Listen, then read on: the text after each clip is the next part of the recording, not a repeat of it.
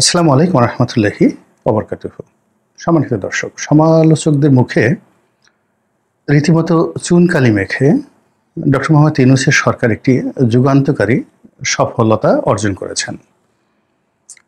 এজন্য দেশের অনেকেই নিঃস্বার্থভাবে সরকারকে ধন্যবাদ জানাচ্ছেন এবং আমিও সরকারকে ধন্যবাদ জানাচ্ছি। আমরা সত্যিকার অর্থে একটা বিপজ্জনক অবস্থার মধ্যে ছিলাম। মার্কিন যুক্তরাষ্ট্রের ডোনাল্ড ট্রাম্প সরকার যখন আমাদের দেশ থেকে যে পণ্য রপ্তানি হবে মার্কিন যুক্তরাষ্ট্রে, সেই পণ্যের উপরে আগে যে ট্যাক্স ছিল প্রায় 16%, এই 16%-এর সঙ্গে বাড়তি আরও 35% ট্যাক্স যুক্ত করে তিনি যখন একটা ঘোষণা দিলেন, সারা বাংলাদেশের যারা আমেরিকার সঙ্গে ব্যবসা বাণিজ্য করেন, বিশেষ করে গার্মেন্টস ব্যবসায়ী, তাদের মধ্যে রীতিমতো আতঙ্ক শুরু হয়ে গেল। এবং আপনারা জানেন যে আমরা একক দেশ হিসেবে আমেরিকাতে সবচেয়ে বেশি রপ্তানি করি এবং এর পরিমাণ 8 বিলিয়ন মার্কিন ডলার। এখন এই 8 বিলিয়ন মার্কিন ডলারের যে বাণিজ্য, এই বাণিজ্যের উপরে কিন্তু বাকি যে প্রায় 40 বিলিয়ন ডলার এক্সপোর্ট রয়েছে সেটা নির্ভর করে। এবং এই 8 বিলিয়ন ডলারের এক্সপোর্টে যদি কোনো ঘাটতি হয়, কোনো সমস্যা হয়, সংগত কারণে এটা একটা ফ্যাক্টরিকে যেভাবে ডিস্টার্ব করে, বায়ারদেরকে ডিস্টার্ব করে, ব্যাংককে ডিস্টার্ব করে এবং পুরো আর্থিক ব্যবস্থাতে রীতিমতো একটা টানা হেঁচড়া শুরু হয়। আমেরিকার সঙ্গে আমার দীর্ঘদিনের ব্যবসায়িক অভিজ্ঞতা রয়েছে এবং সেখানে যারা ব্যবসা বাণিজ্য করেন এতটা লোয়ার মার্জিনে ব্যবসা বাণিজ্য করেন যে অনেক সময় ছোট ছোট যারা আমেরিকান বায়ার 2-3 হাজার ডলারের জন্য, মানে ডিসকাউন্টের জন্য, আমাদের এখানে গার্মেন্টস ফ্যাক্টরিগুলোকে যেভাবে প্রেশার ক্রিয়েট করে, এটা ভুক্তভোগী ছাড়া কেউ বলতে পারবে না। আমি যখন ফ্যাক্টরি চালাতাম তখন কয়েকটি এরকম বায়ারের সাথে যখন আমার গন্ডগোল হলো, আমি প্রথমে বুঝতে পারিনি। পরে যেটা দেখলাম যে এখানে বায়ার, আলটিমেট বায়ার, তারপরে আবার আরেকটা আলটিমেট বায়ার থাকে। অর্থাৎ যে মানুষের কাছে আমি বিক্রি করছি, আমেরিকান একটা বায়ার, ও হয়তো তার একটা এজেন্টের মাধ্যমে বাংলাদেশ থেকে কিনছে, আবার সেই মালটা সে আর একটা এজেন্টের কাছে বিক্রি করছে, আর একটা এজেন্ট আবার দেখা গেল একটা স্টোর বা ওয়্যার হাউসের কাছে বিক্রি করছে, ওয়্যার হাউস আবার একটা রিটেইলারের কাছে বিক্রি করছে। তো কাজেই ওয়ালমার্টের বা জেসি পেনির মতো বায়ার, তাদের যে শোরুমে একটা মাল ওঠার আগে অন্তত পক্ষে 8 থেকে 10 হাতে এটা যাকে বলা হয় এটা ঘুরতে থাকে। এমনকি যে অর্ডারগুলো ওয়ালমার্টে সরাসরি, এটাও কম করে হলো 3 থেকে 4 হাত ঘুরে। তো কাজেই এখানে প্রাইসটা এত টাইট শিডিউলে থাকে যে এই গার্মেন্টসের ব্যবসাটা সারা দুনিয়াতেই সবসময় খুব লো প্রফিটের এবং লো মার্জিনের হয়ে থাকে। কি ব্যবসায়ী, কি আমদানিকারক, কি রপ্তানিকারক, কিংবা যারা ম্যানুফ্যাকচারার, যারা এটা তৈরি করেন, সকলেই একটা ত্রাহি ত্রাহি অবস্থায় থাকে। তো সেক্ষেত্রে ট্রাম্পের যে এই 35% যে ট্যাক্স, এটা অ্যাবজর্ব করাটা আসলে আমাদের জন্য সত্যিকার অর্থে খুব টাফ ছিল। কিন্তু আমরা যদি অ্যাবজর্ব করতে পারতাম, আমার অতীত অভিজ্ঞতার কারণে আমি এই ব্যাপারে খুব আশাবাদী ছিলাম না। এর কারণ হলো আমেরিকা সহজে সাধারণত সিদ্ধান্ত পরিবর্তন করে না, অতীতকালে আমরা এটা দেখিনি। কিন্তু ট্রাম্প যেটা হচ্ছে কি, এ হলো একেবারে সব সম্ভাবের দেশ।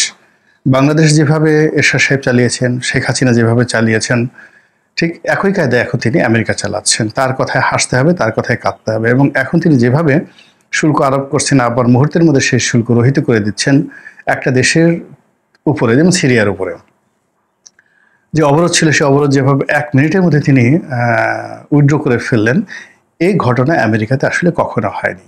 এমনকি রোনাল্ড রিগানের মতো মানুষ এত দ্রুত কোনো কাজ করতে পারেনি যেটা ডোনাল্ড ট্রাম্প করছেন। তো কাজেই এখন যা কিছু হচ্ছে এটা আমাদের অতীত অভিজ্ঞতার সাথে মিলে না। আমার যে অতীত অভিজ্ঞতা, সেই অভিজ্ঞতা অনুযায়ী আমি একেবারে 99% হতাশ ছিলাম যে এখানে আমেরিকার সিদ্ধান্ত পরিবর্তন করবে না। এখানে লবিস্ট নিয়োগ করা, পরিশ্রম করা, এটা পণ্ডশ্রম। এই জন্য আমি যেহেতু জানতাম না, বুঝতাম না, এই বিষয়টা নিয়ে আমি কথা নেতিবাচক বলিনি। আমি যেটা বলেছিলাম যে আমাদের আসলে সক্ষমতা অর্জন করতে হবে এই 35% অতিরিক্ত ট্যাক্সের বোঝা নিয়েই। এই ধরনের আমি একটা ভিডিও করেছিলাম একজন ব্যবসায়ী হিসেবে।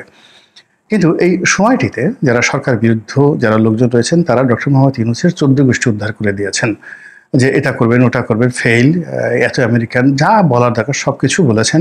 বাণিজ্য উপদেষ্টা মিস্টার বশির, তাকে নিয়েও নানা রকম কথাবার্তা বলা হচ্ছে। মিস্টার বশিরকে আমি চিনি, অনেক আগের থেকে চিনি, আমাদের মধ্যে একটা ভালো সম্পর্ক আছে। তো উনি ব্যবসায়ী হিসেবে খুব বড় ব্যবসায়ী, সফল ব্যবসায়ী, এবং আকিজ গ্রুপের মধ্যে এখন তো অনেকগুলো ভাগ হয়ে গেছে।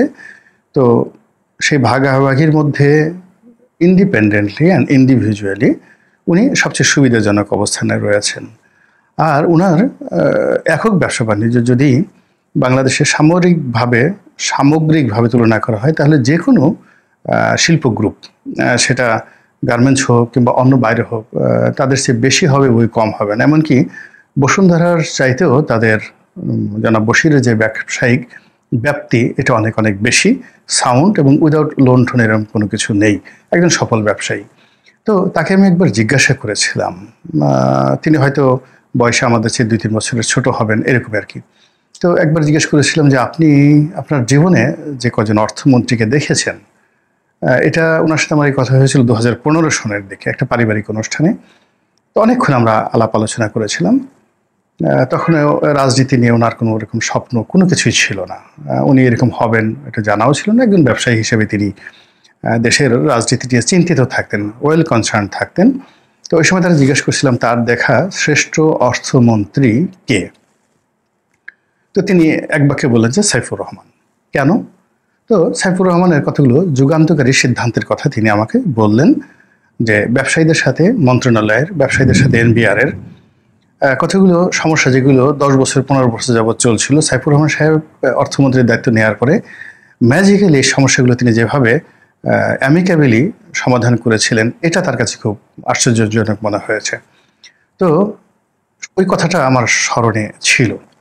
কাজে তিনি যখন উপদেষ্টার দায়িত্ব পেলেন, তখন আমার কাছে মনে হয়েছে যে নেগোসিয়েশনের ক্ষেত্রে, সেটা দেশে হোক দেশের বাইরে হোক, ব্যবসায়ীদের সাথে হোক, তিনি সেই যে সাইফুর রহমান ডক্ট্রিন যেটা তাকে মুগ্ধ করেছিল, তিনি সেভাবে হয়তো কাজ করবেন। কাজে তার ব্যাপারে আমি আশাবাদী ছিলাম, কিন্তু আমি আগ বাড়িয়ে কোনো কিছু বলতে যায়নি। কিন্তু সরকার এখন সফল হয়ে গেছে। সরকার নেগোসিয়েশন করে সেই শুল্ক 20% নামিয়ে এনেছে, যা কিনা আমাদের যারা প্রতিদ্বন্দ্বী রয়েছেন তাদের সমপর্যায়ের, ভিয়েতনাম, কম্বোডিয়া, পাকিস্তান, ভারত, এদের সমপর্যায়ের। ফলে আমাদের আসলে এখন ব্যবসা বাণিজ্যের সমস্যা হবে না, বরং আরও লাভ হবে। যা সমস্যা হবে আসলে ডোনাল্ড ট্রাম্পের হবে এবং আমেরিকার হবে। তো এই যে একটা সফলতা, এই সফলতার জন্য সরকারের যারা ব্যক্তি, তারা অনেকেই হয়তো বলার চেষ্টা করছেন যে এই ঘটনা এককভাবে মিস্টার বশিরের কর্তৃত্ব বা কৃতিত্ব, তিনি এখানে সব নেতিবাচক বিষয় বাদ দিয়ে নানা রকম চক্রান্ত, এগুলোকে ওভারকাম করে দেশি বিদেশি নানা রকম ছলনা, এগুলো বাদ দিয়ে শেষ পর্যন্ত সরাসরি আলোচনার টেবিলে ডাইরেক্টলি কোনো রকম মানে যাকে বলে প্রলোভন না দেখিয়ে, জাস্ট একটা উদাহরণ দিই, এই যে বৈঠকে এটা হলো, মানে এই নেগোসিয়েশনটা হলো, তো সেই ব্যাপারে অন্যান্য রাজনীতিবিদ হলে নানা রকম আশার বাণী শোনাতেন। কিন্তু মিস্টার বশির যেটা বলার চেষ্টা করেছেন যে না, এখানে তো আমরা এখন ওখানে যাওয়ার মতো অ্যাপয়েন্টমেন্টই পাইনি, বৈঠক হওয়ার মতো অ্যাপয়েন্টমেন্ট পাইনি, আমাদের ভার্চুয়ালি বৈঠক হবে। এই ভার্চুয়ালি বৈঠকে আমরা ফেস টু ফেস বৈঠক কবে করতে পারবো সে বিষয়ে জানতে পারবো। একেবারে শার্টকাট একটা কথা বলে তিনি মানুষের যে এক্সপেকটেশন এটাকে নামিয়ে আনলেন। এরপরে যখন তিনি বৈঠকে সরাসরি গেলেন, ওটা নিয়ে তিনি কোনো বক্তৃতা বিবৃতি দেননি, বৈঠকের আগে কোনো কিছু বলেননি। বৈঠকে সফলতা অর্জন করার পর তিনি এখন নানা রকম কথাবার্তা বলছেন, এটা অত্যন্ত ইতিবাচক, যেটা বাংলাদেশের রাজনীতিতে ইতিপূর্বে আমরা কখনো দেখি নাই। গেল এক।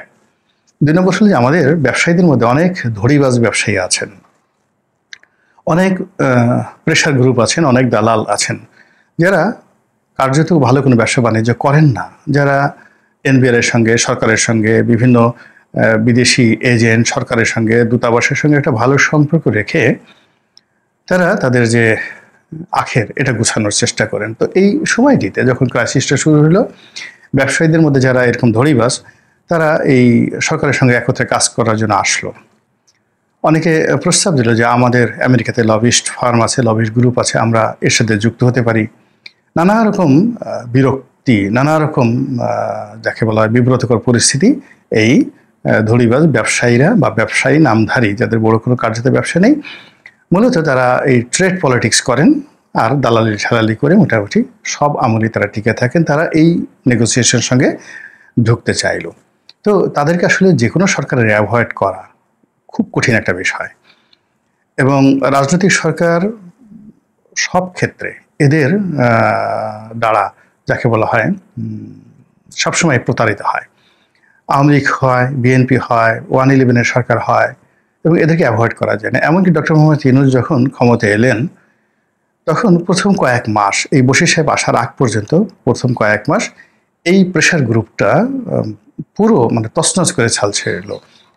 পরবর্তীতে যখন চারিদিক থেকে মানে যাকে বলা হয় নেতিবাচক কথা শুরু হলো যে এই যে আম সেই ছালা, যেই লাউ সেই কদু, এরাই তো শেখ হাসিনাকে ডুবিয়েছে, এরাই তো এই কাজ করেছে, এরা এখন ডক্টর মোহাম্মদ ইউনূসের সামনে যায় কি করে, মিটিং করে কি করে, তখন এদের দৌরত্ব কিছুটা কমে। কিন্তু এই ক্রিটিক্যাল মোমেন্টে তারা আবার সামনে এগিয়ে এসে বিভিন্ন রকম কথাবার্তা বলতে থাকে সরকারের বিরুদ্ধে, এবং তারা পারবে তাদেরকে অন্তর্ভুক্ত করা হলে এরকম প্রলোভন দেখাতে থাকে। তো সেই প্রেশারে ন্যূনতম রা করেননি, গা ভাসাননি জনাব বশিরের। কারণ হলো তিনি তো যারা এই কাজগুলো করেন, এখন পলিটিক্যাল যারা বাণিজ্য মন্ত্রী হন, যেমন তোফায়েল আহমেদ তো তার কাছে বশিরেরও যতটুকু মূল্য ওরকম একজন দালালেরও ততটুকু মূল্য। সে মনে করে সবাই বড় ব্যবসায়ী, নাহলে এই সংগঠনের এত বড় নেতা হলো কি করে। তো তার যে আসলে কোনো ব্যবসা বাণিজ্য নাই, বন্ডের কাপড় বিক্রি করে 2 নম্বরই করে তারপর সে দালালি করে যে তার গাড়ি বাড়ি যা কিছু আছে, এটা তো আসলে পলিটিক্যাল যারা আসেন বাণিজ্য মন্ত্রী হিসেবে তারা অনেক সময় বুঝতে পারেন না। কিন্তু মিস্টার বশির তো তিনি একেবারে পোড় খাওয়া বিজনেসম্যান। তিনি জানেন কোন ব্যবসায়ীটা সৎ, কোনটা অসৎ, কোনটা ধরিবাজ, কার কতটুকু শিক্ষা আছে, কার কতটুকু দীক্ষা আছে, কে কোন পরিবার থেকে এসেছে, কার রুচি কি, পুরো জিনিসটি বাংলাদেশের শীর্ষ ব্যবসায়িক মহলে তার মুখস্থ। ফলে তিনি সেই প্রেশারটা অ্যাভয়েড করতে পেরেছেন। এই জন্য এই সফলতাটা এসেছে, যেটাকে আমি বলবো একটা magical and dynamic success of doctor Mohammad Yunus government. এবং আমি মনে করি ডক্টর মোহাম্মদ ইউনূস যদি তার সকল মন্ত্রণালয়ে এরকম যোগ্য ম্যাজিক্যাল যাকে বলা হয় উপদেষ্টা নিয়োগ করতেন, তাহলে ওই যে তাকে 5 বছরের যে রাখার বিষয়ে মানুষ যে এখন অধৈর্য হয়ে পড়েছে, তার বিরুদ্ধে কথাবার্তা বলছে, এই জিনিসগুলো কেউ বলতেন। এবং আশ্চর্য ব্যাপার হলো ওনার এই সফলতার সঙ্গে সঙ্গে দেখা গেল যে উপদেষ্টা পরিষদের মধ্যেটা 2 ভাগে বিভক্ত হয়ে গেছে। এক বিভাগ বলার চেষ্টা করছেন যে উনি তো একা করেন নাই, এর সঙ্গে তো সেই ওনার যে নিরাপত্তা বিষয়ক উপদেষ্টা খলিলুর রহমান তারও ভূমিকা রয়েছে। সে তো আমেরিকাতে বসে সেই আমেরিকান গভর্নমেন্টের উচ্চতর যে লোকজন যারা রয়েছেন তাদের সঙ্গে এই কাজগুলো করেছেন। এই কথাগুলো অনেকে বলার চেষ্টা করছেন। অনেকে যারা ব্যর্থ হয়েছেন তারা মুখ টিপে টিপে বলতেছেন, হায় আল্লাহ কি হলো, কোথা থেকে একজন বশির এলেন, তারপরে শেষে তিনি এই সফলতা লাভ করেন। কিন্তু ইতিমধ্যে বেশ কয়েকজন উপদেষ্টা যারা তাদের মন্ত্রণালয় খুব ভালোভাবে চালাচ্ছেন, তারা কিন্তু মিস্টার বশিরকে প্রশংসা করছেন। যারা এই প্রশংসা করছেন তাদের মধ্যে দেখলাম ফয়জুল কবির নামক যিনি আছেন উপদেষ্টা যোগাযোগ মন্ত্রণালয়ের, বিদ্যুৎ মন্ত্রণালয়ের, যিনি ইতিমধ্যে নন্দিত হয়েছেন। তিনি বললেন যে যোগাযোগ সেই যে উপদেষ্টা তিনি বললেন যে আল্লাহ যেন এই মিস্টার বশির বাণিজ্য উপদেষ্টাকে হায়াতে তৈবা দান করেন। অর্থাৎ দেখেন এই সফলতা নিয়ে কিন্তু সরকারের ভিতরে বিভক্তি দেখা দিয়েছে। আর অন্যদিকে বাইরে যারা আছেন তারা প্রথাগতভাবে বলার চেষ্টা করছেন, আগে বলতে হবে কি দিয়ে এনেছো, বিনিময়ে সেন্ট মার্টিন দিয়েছো কিনা, বিনিময়ে সেই কি গোপন চুক্তি হয়েছে, এরকম নানা রকম ন্যারেটিভ তৈরি করা হচ্ছে। আমার সিক্স সেন্স যেটা বলছে সেটা হলো যে আমার কাছে মনে হচ্ছে না যে এত তড়িঘড়ি করে সেই বিমান কেনার বা অন্য যে জিনিসগুলো করার কোনো চুক্তি বা কোনো MOU এখানে স্বাক্ষর হয়েছে। এটা টেবিলে 1-to-1 টেবিলে বসে যে প্রতিনিধি দল ছিল তাদেরকে কনভিন্স করা, এবং এটার যে কাউন্টার বিপদ, মানে তারা যদি 35% শুল্কটা অব্যাহত রাখে, এটার ফলে যে আমরা ক্ষতিগ্রস্ত তা হব না, আমাদের সঙ্গে সঙ্গে কিন্তু আমেরিকাও ক্ষতিগ্রস্ত হবে। আমাদের যদি 10 টাকা ক্ষতি হয়, ওদেরকে তো 10 টাকাতে ওদেরকে 100 টাকা ক্ষতির মুখোমুখি হতে হবে। তো এই জিনিসগুলো উপস্থাপন করার জন্য যে টেকনিক্যাল নো হাউ দরকার ছিল, এখানে ইনফ্লুয়েন্সের কোনো ব্যাপার নয়।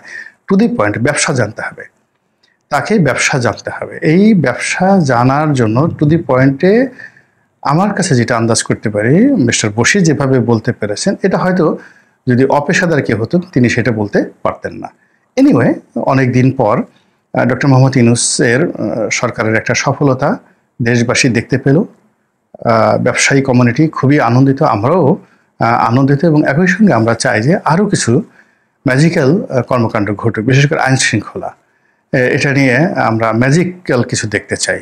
যদি দরকার পড়ে সেই অন্য আমেরিকা থেকে হোক, ডক্টর মোহাম্মদ ইউনূসের ফ্রান্স থেকে হোক, যদি ফ্রান্সের সাবেক কোনো প্রেসিডেন্টকে এনে বাংলাদেশের স্বরাষ্ট্র উপদেষ্টা বানালে আমাদের আইন শৃঙ্খলা ভালো হয়, আমরা সেটাই চাই। কিন্তু জনজীবনে যে দুর্বিষহ অবস্থা, মব ভায়োলেন্স, এটা আমরা চাচ্ছি না। আমাদের অর্থনৈতিক অবস্থা আরও গতি পাক, মানুষজন বিনিয়োগে এগিয়ে আসুক, এবং ইতিমধ্যে দেখলাম যে একটা বিখ্যাত কোম্পানি হান্ডা, হংকংয়ে, তারা একটা বিশাল বিনিয়োগ বাংলাদেশে করবে, 35 কোটি এরকম, মানে 35 কোটি মার্কিন dollar. It's a huge investment তারা বাংলাদেশে করবে, এবং এখানে প্রায় 18 থেকে 20 হাজার লোকের বা 35,000 লোকের কি জন্য দেখলাম এরকম একটা কর্মসংস্থান হবে। তো এটা প্রধান উপদেষ্টার সাথে বৈঠক করেছেন, বিডার কর্তা ব্যক্তি তারা ছিলেন, এটাও আমি ইতিবাচকভাবে দেখি।